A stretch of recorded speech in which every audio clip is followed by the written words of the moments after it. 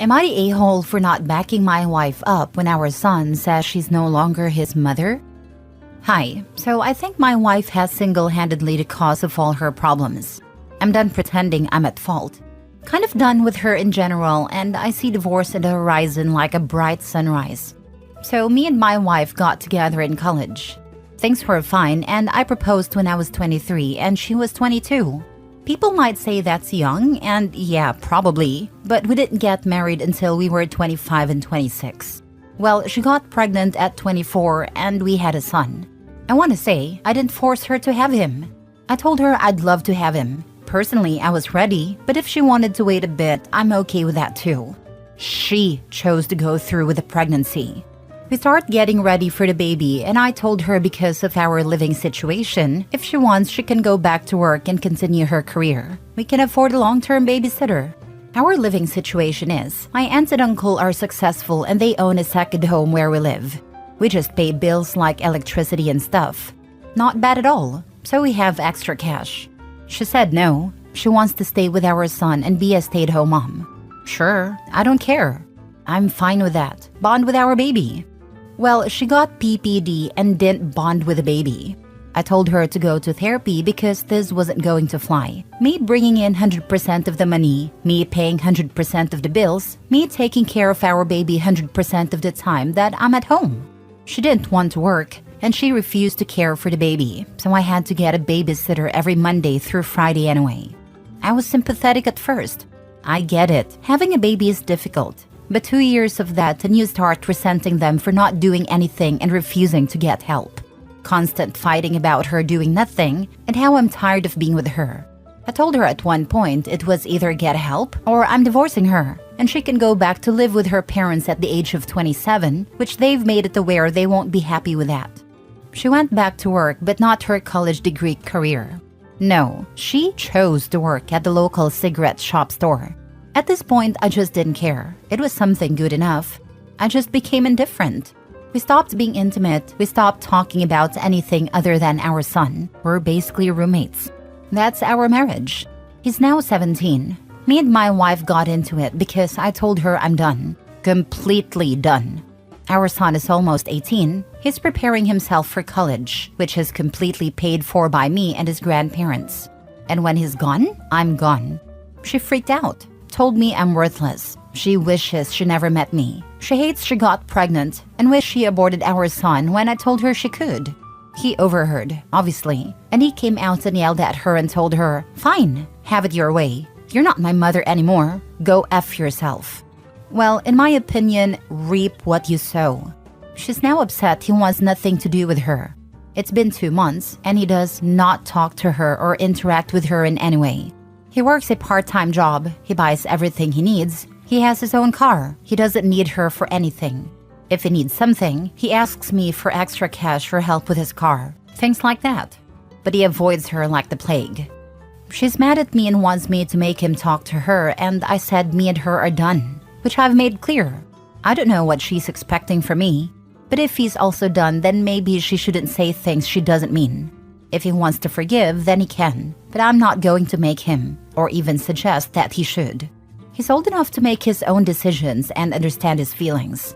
I'd be hurt if my parents said that about me. I don't know if I'm the a-hole. If I am, then it is what it is, but I guess I want an outside opinion. I'm not willing to do anything different, but just want to know because her friends have been harassing me saying I'm a bad husband. Now for the top comments. Not a-hole. She's the one who said all of the hurtful things. That is on her. I understand your son's position. He is not in the wrong. Just keep a strong relationship with your son and let him know that you never regretted having him as your child. Her friends can go piss up a rope. Me and my son are close. I told him I've always wanted him and I'm proud of who he is becoming as a man. I did make it clear his feelings are his own. If he ever does forgive his mother, then that's great. If not, then that's okay as well. It's his life. Despite her thinking so, I'm not encouraging his behavior, but I don't disagree with it either. Are you going to divorce her? I am assuming you stayed married for your son. Please go have a life and be happy. You are young, and whoever you meet, you will at least know what you don't want. She used her words to hurt you, and lo and behold, her son heard her. What the heck does she expect him to do? What the heck does she think you can do to fix it? You didn't say it. She's suffering the consequences of her actions. She's going to have a very long road ahead of her, waiting for your son to forgive her. I can also promise you that your son doesn't want you to suffer for him anymore. Stand strong for yourself and your son. Don't give her anything anymore. Just let her find her own way. She has a college degree, so it's not like she's unable to find work in her field. You have dreams, I am sure, so begin fulfilling them now. Yeah, divorce her now, for your son. Show him you value him and will not allow him to live with that kind of resentment toward him and his home. I'm sure he has picked up on it over the years. I come from a situation like this. Staying together is not helping you or him. Your bond will be stronger if you still have some time at home with him to be a happy family unit, the two of you. Your wife, hopefully soon to be future ex, will only negatively color the time you still have at home with your son before he leaves. It's best to not expose him to any more emotional abuse or manipulation, and to make it clear he has a safe home with you so that he will want to come home in the future. Next story. Am I the a-hole for not sharing my trust fund with my step-siblings? I'm 17 male and my parents divorced 2 years ago. Nothing crazy happened. The marriage was just not working out. My mom remarried and I have 2 step-siblings. My dad did not. My grandfather on my dad's side is really old and he eventually drafted up a will. While he was writing it, he eventually met with me and my dad. He told us that before he died, he wanted to make sure I would be okay in the long run. So he's setting up a trust fund for me and my dad will be the trustee. I won't be accessing this trust fund until I graduate college. I'm not sure how much it is, but my dad said it's in the 6 figures. This was all planned. My grandpa wanted to make sure I was fully set up for life since I'm his only grandson and we are very close. He has no one else to leave anything to besides me and my dad. Due to the divorce, I spent half my time with my dad and half with my mom. As I mentioned before, my mom remarried someone with kids.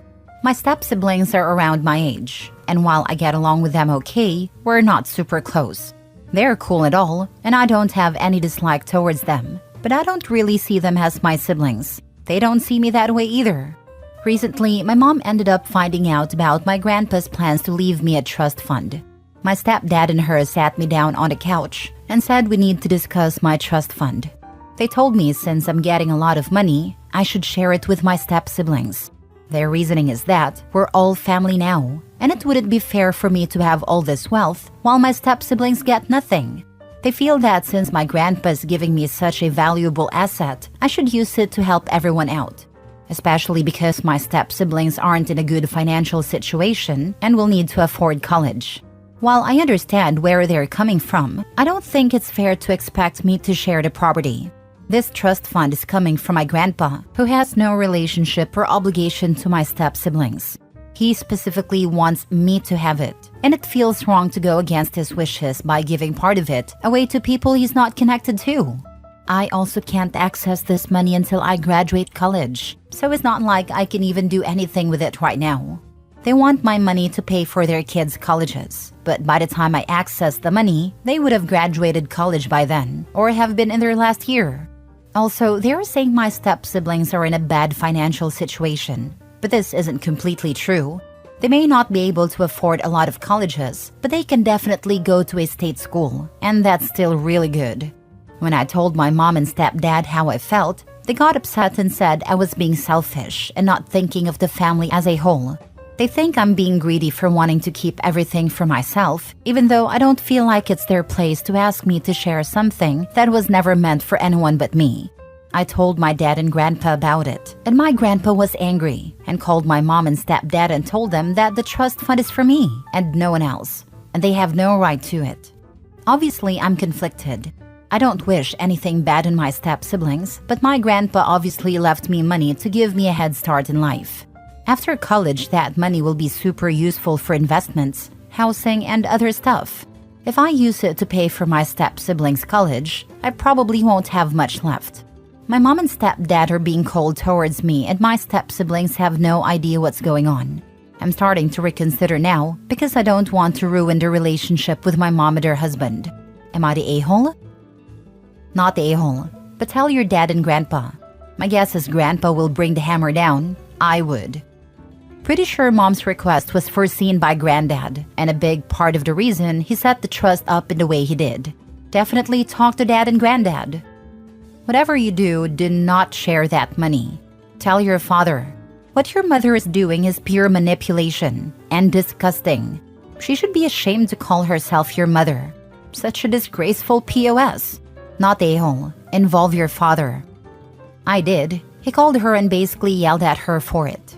As the trustee, he told me he will make sure my mother will never see a penny of that trust fund.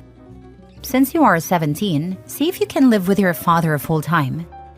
They have shared custody of me, so I don't know how that would work. It's only 1 more year, then I could do whatever I want. I know, but I'm just concerned about the emotional and verbal abuse you may go through living with your mom. Right now it's silent treatment, but I'm at my dad's, so it's going well. Thanks for the concern. Next story. Am I the a-hole for telling my daughter I won't budge even if she never speaks to me again? My daughter Casey, 17 female, worked and saved up money for around a year to be able to afford a better car than we could buy her with our family budget. My other daughter Alana, 16 female and has ADHD, recently got her driver's license and asked to drive Casey's car.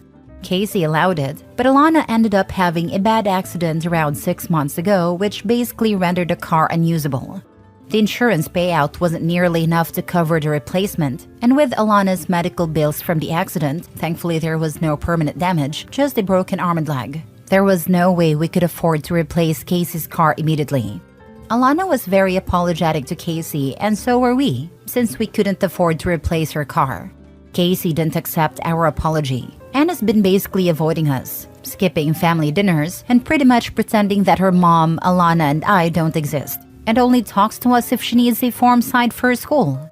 I begged her to come to a family therapy session, and she eventually relented, but with the condition that Alana wouldn't be present. In the therapy session, she told us that she won't be resuming a relationship with us until we replace her car, which realistically won't be until next year. When the therapist asked how she expected us to do that, Casey said we would just make Alana work to earn the money. The issue is that Alana has severe ADHD and already has trouble managing her schoolwork. I'm worried that making her work to earn the money will harm her grades and have significant ramifications for her future. Casey said, "Well, she should have thought about that before destroying my car. I don't care. I'm not gonna speak to any of you unless I have my car replaced." I responded that she was free to avoid speaking to me for as long as she wanted to, but I'm not going to permanently harm her sister's future to get her a car earlier. My wife agrees with me that we need to stand firm in our position, but is also genuinely afraid of Casey never speaking to her ever again. I understand that her car was ruined, but as a parent, I need to look out for all my children, not just one. I also don't want to set the precedent that emotional blackmail will work, even if what you're asking for is unreasonable. Am I the a-hole? Now for the comments. Anyone wondering how much convincing it took for Casey to let Alana drive her car? I'm not wondering. I'm already convinced that Casey allowing it was reluctant at best and coercion at worst. No convincing at all. We weren't even involved in a convo between them. You're the a-hole. As much as I doubt that you had no influence in Casey agreeing to let Alana use her car, it doesn't change the fact that Alana is responsible for working to replace the car. She needs to learn responsibility. I have a sibling who has severe ADHD and has been medicated for it for as long as I can remember. It has never impeded on his ability to hold down a job and or be successful working and going to school. Alana is learning that there are no consequences for her actions. That is not real life. What would you expect of Alana if this was one of her friend's cars and they expected it to be replaced? Would you come up with the money, expect her to get a job, or would you tell them too bad so sad? You have an opportunity to teach her a huge lesson here. Take it. Don't risk losing one kid to mollify and favor the other. Do better. It's telling that Alana wasn't driving mom or dad's car. Wonder why? I'm with Casey on this one. You're cuddling your youngest. And you have no idea if having a job could actually help your youngest learn to manage her time. You left your oldest hanging. If Alana can get her driver's license, she can get a job. Last story. My husband considered it stealing when I sold this expensive watch to pay for our son's procedure. Am I the a-hole? My 6-year-old son had a medical issue and needed to have a procedure. My husband hasn't worked for 9 months after leaving his previous job, and my salary is barely enough to get us by. My husband bought some expensive things when he used to get paid. He had a high-paying job and saved no money, but instead bought some expensive stuff for himself. He had to sell most of it to be able to buy new clothes or get a new iPhone. He had an expensive wristwatch that he was keeping to wear at important occasions. We discussed coming up with money to pay for the procedure, and he refused to give up the watch and told me to find some other way to get the money when he knows I can't. He suggested that our son stays on meds to manage the pain till I come up with the money. But the procedure was advised as soon as possible.